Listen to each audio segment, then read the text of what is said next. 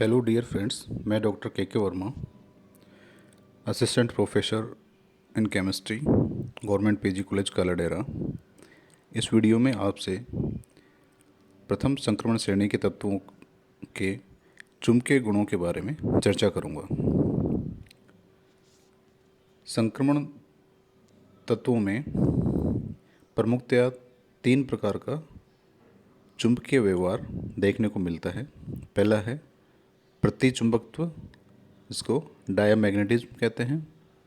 दूसरा है अनुचुंबकत्व, जिसको पैरामैग्नेटिज्म कहते हैं। और तीसरा है लोह चुंबकत्व, जिसको फेरोमैग्नेटिज्म कहते हैं। संक्रमण तत्वों के चुंबकीय गुणों के बारे में चर्चा करने से पहले कुछ बेसिक टर्म्स हैं जिनके बारे में हमको जानना जरूरी है। पहली जो टर्म है वो बार बार यूज होती है, वो है ध्रुव शक्ति, पोल स्ट्रेंथ। एक इकाई ध्रुव उसे कहा जाता है जो वायु अथवा निर्वात में रखने पर दूसरे इकाई शक्ति वाले ध्रुव को एक डायन बल से प्रतिकर्षित करे अथवा आकर्षित करे। उसको उसकी पोल स्ट्रेंथ कहते हैं। दूसरा जो टर्म है वो है चुंबकीय आघूर्ण, मैग्नेटिक मोमेंट। ये क्या होता है कि किसी छड़ चुंबक का चुंबकीय आघूर्ण उसके दोनों सिरों की ध्रुव शक्ति व उनके मध्य की दूरी का गुणनफल होता है। यदि हम ये मान लें कि किसी ध्रुव की शक्ति को m से प्रदर्शित करें और दोनों ध्रुवों के मध्य की दूरी को l से प्रदर्शित करें, तो चुंबकीय आघूर्ण होगा m गुणा l। तीसरा जो टर्म काम में लिया जाता है वो है चुंबकन की तीव्रता अथवा इकाई आयतन चुंबकीय आघूर्ण, यानी इंटेंसिटी ऑफ मैग्नेटिज्म और magnetic moment per unit volume. यह क्या होता है? चुंबकन की तीव्रता I से तात्पर्य इकाई क्षेत्रफल में प्रेरित ध्रुव शक्ति से है। अतः यदि किसी चुंबकीय पदार्थ की ध्रुव शक्ति m हो और दोनों ध्रुवों के मध्य की दूरी l हो और उसका ध्रुव का क्षेत्रफल a हो, तो I उसकी इंटेंसिटी हो, तो I बराबर क्या हो जाएगा? m/a। और इसको ऊपर नीचे l से गुणा कर दें अपन, तो समीकरण बन जाएगी I बराबर m into L upon a into L. और क्षेत्रफल को लंबाई से गुणा कर दें तो वो आयतन बन जाता है। तो इसलिए चुंबकीय तीव्रता क्या हो जाएगी? चुंबकीय आघूर्ण बटा आयतन, क्योंकि m गुणा l चुंबकीय आघूर्ण होता है। इसके बाद में एक जो नियम है उसको कहते हैं गॉस का नियम। ये क्या है कि किसी चुंबकीय क्षेत्र की एक इकाई तीव्रता होती है यदि एक इकाई क्षेत्रफल में से एक इकाई बल गुजरता है।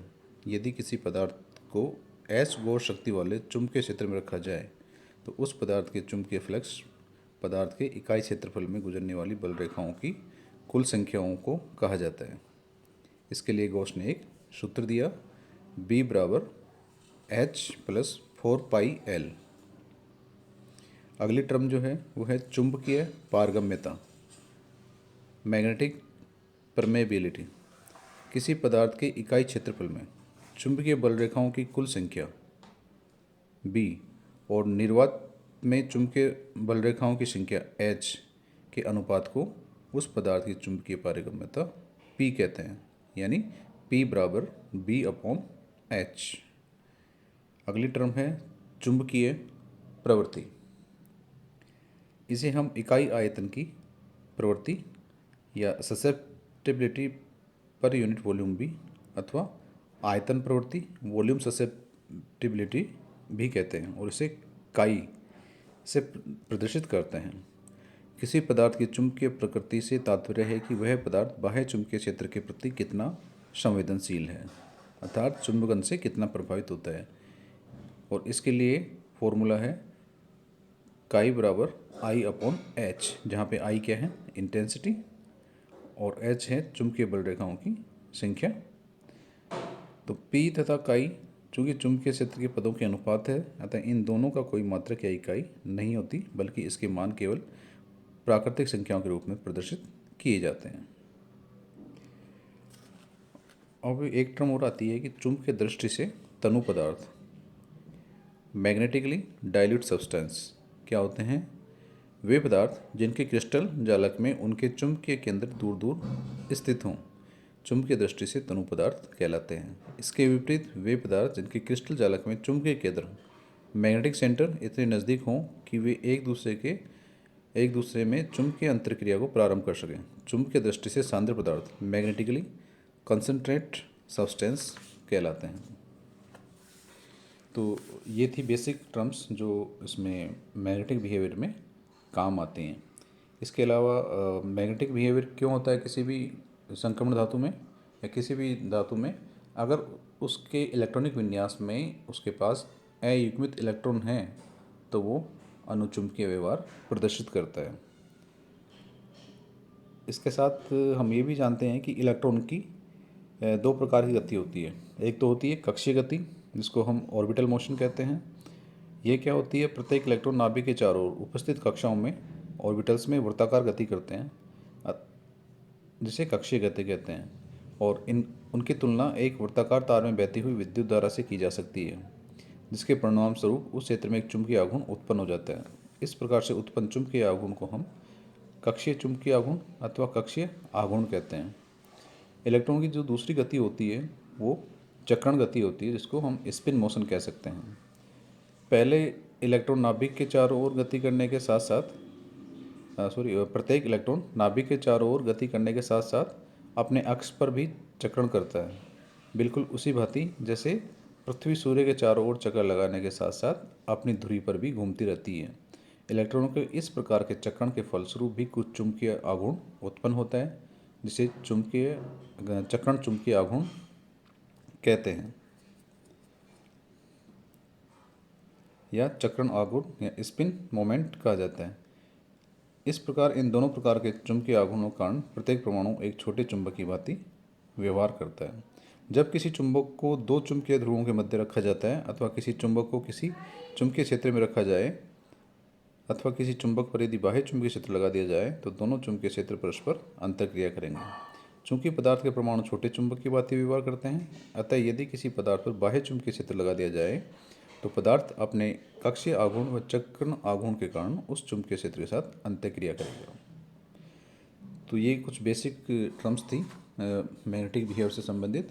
अब हम चर्चा करेंगे जो संक्रमण धातु में तीन प्रकार के चुंबकीय व्यवहार पाए जाते हैं: प्रतिचुंबकत्व, अनुचुंबकत्व और लोह चुंबकत्व। उन पे प्रतिचुंबकत्व क्या होता है कि यदि किसी पदार्थ को चुंबकीय क्षेत्र में रखने पर उस क्षेत्र की तीव्रता निर्वात की तुलना में कम हो जाए तो ऐसा पदार्थ प्रतिचुंबकीय पदार्थ कहलाता है, तथा पदार्थ का गुण प्रतिचुंबकत्व गुण कहलाता है। ऐसे पदार्थ से चुंबकीय बल रेखाएं दूर होने लगती हैं, जिससे यह चुंबकीय क्षेत्र से प्रतिकर्षित होने लगता है।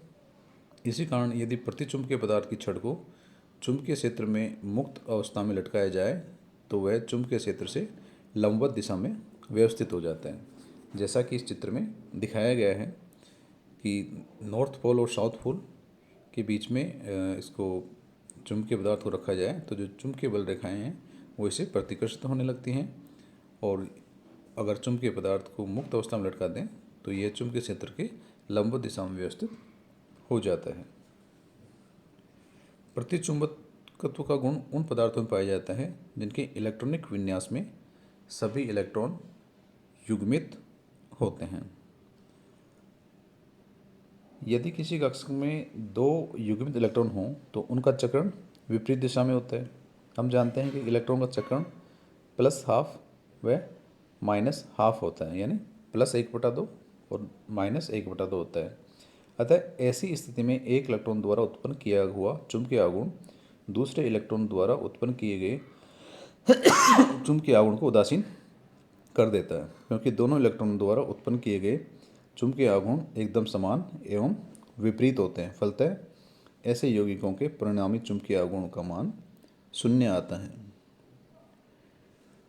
प्रतिचुंबकत्व का गुण प्रत्येक पदार्थ में पाया जाता है क्योंकि यह युग्मित इलेक्ट्रॉनों का गुण है और युग्मित इलेक्ट्रॉन प्रत्येक पदार्थ में होते हैं, लेकिन यह प्रदर्शित केवल उन पदार्थों में होता है जिनमें केवल और केवल युग्मित इलेक्ट्रॉन ही उपस्थित हों, क्योंकि जिनमें अयुग्मित इलेक्ट्रॉन भी होंगे वह उनमें अनुचुंबकत्व भी होगा।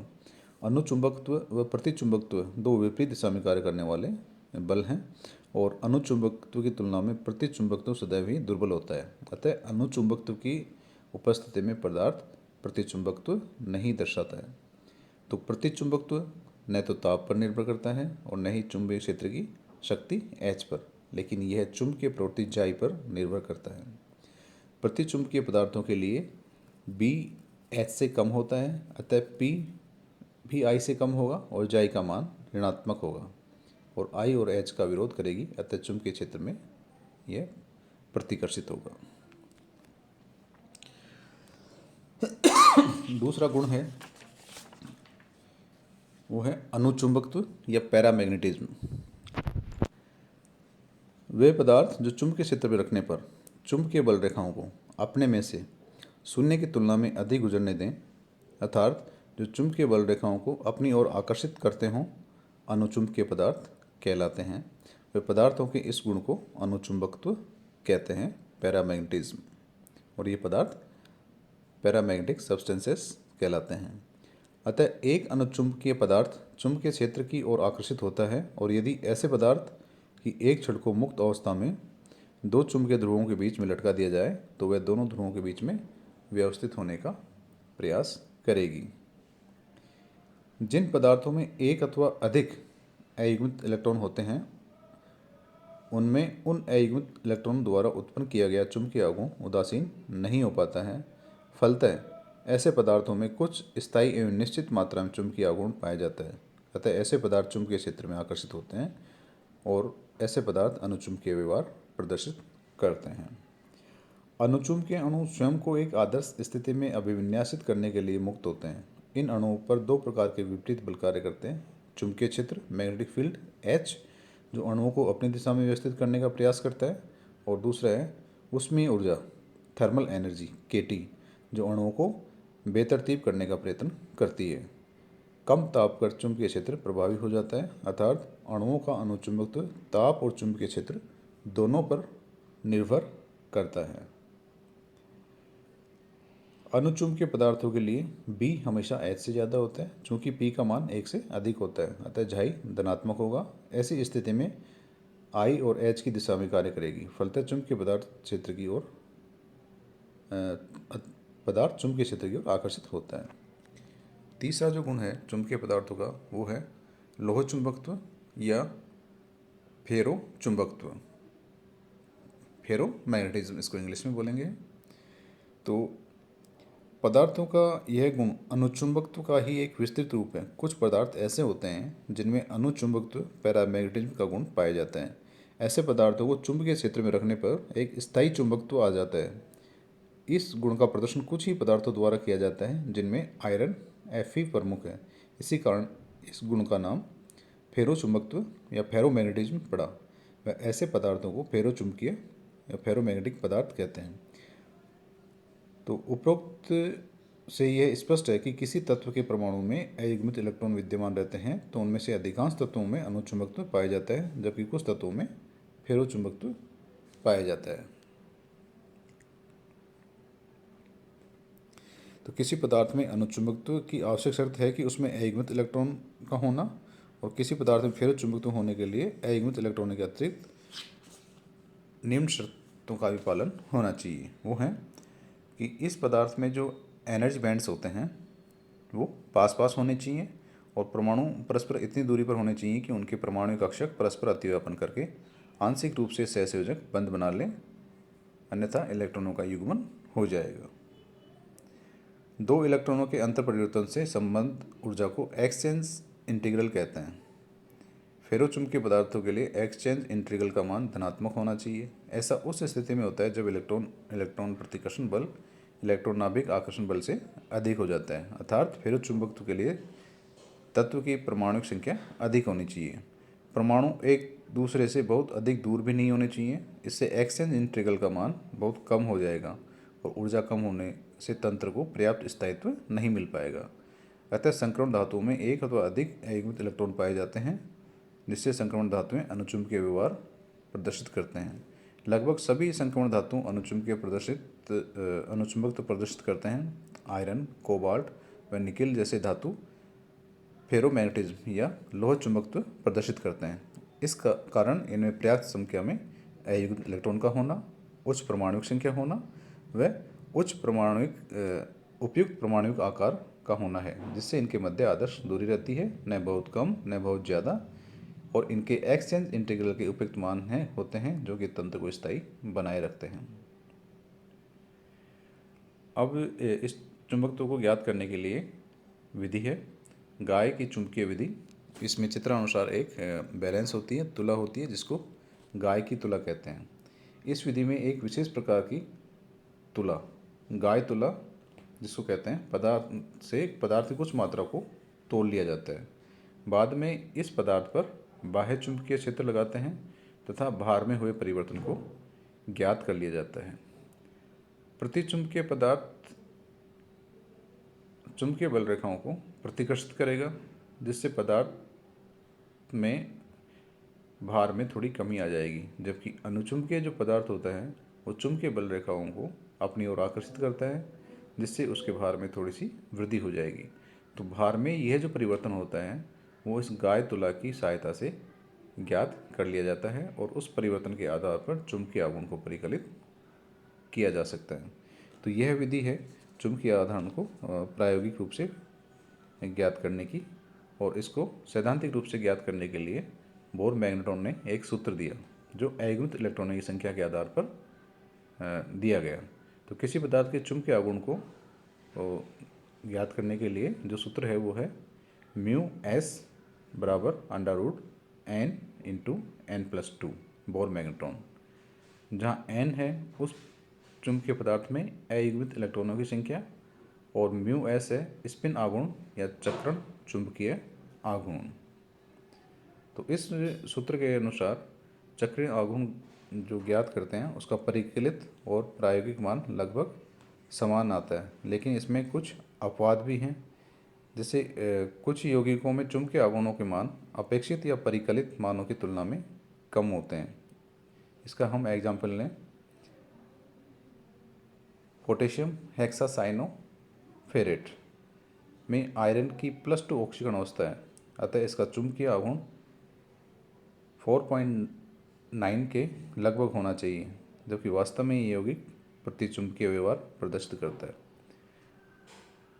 इसके प्रतिचुंबकत्व के आधार पर इसमें कोई इलेक्ट्रॉन अयुग्मित नहीं होना चाहिए। और वास्तव में हम देखें इसका, जैसा हमने पिछली कक्षा में भी चर्चा की है कि इसमें Fe+2 जिसका इलेक्ट्रॉनिक विन्यास D6 होता है, वो D इलेक्ट्रॉनों को युग्मित करके निम्न चक्रण का संकुल बनाते हैं। जब साइनाइड आयन जो कि एक स्ट्रॉन्ग लिगेंड है इसके संपर्क में आते हैं तो इसके 3D कक्षकों में जो अनपेयर्ड इलेक्ट्रॉन हैं वो युग्मित होकर 2 D कक्षक D2sp3 संकरण के लिए उपलब्ध कराते हैं, जिससे D2sp3 संकरण होने के पश्चात अष्टफलकीय ज्यामिति बनती है, जिससे एक कॉम्प्लेक्स का निर्माण होता है। तो इस स्थिति में इसके पास कोई अयुग्मित इलेक्ट्रॉन नहीं होता है, जिसकी वजह से यह प्रतिचुंबकीय या डायमैग्नेटिक व्यवहार प्रदर्शित करता है।